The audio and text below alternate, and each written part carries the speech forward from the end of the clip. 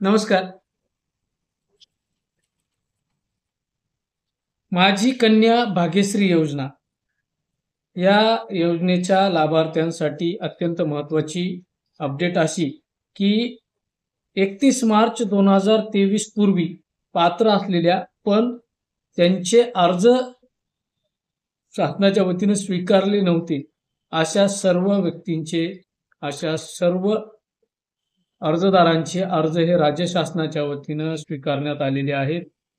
या योजनेची सुधारित निर्णय शासनाच्या वतीनं प्रकाशित करण्यात आलेला आहे. 31 मार्च 2023 पूर्वी ज्यांनी अर्ज दाखल केलेले होते, ते अर्ज पात्र होते, पण ते अर्ज स्वीकारण्यात आलेले नव्हते. अशा सर्व माझी कन्या भाग्यश्री योजनेचे अर्ज हे शासनाच्या वतीनं स्वीकारण्यात आलेले आहेत. त्यासाठी 1 कोटी रुपयाचं बजेट हे शासनाच्या वतीनं मंजूर करण्यात आलेलं आहे. याची संबंधित अर्जदारांनी नोंद घ्यावी आणि संबंधित व्यक्तीशी संपर्क साधून आपल्या अर्जाची सद्यस्थिती तपासून घ्यावी. धन्यवाद.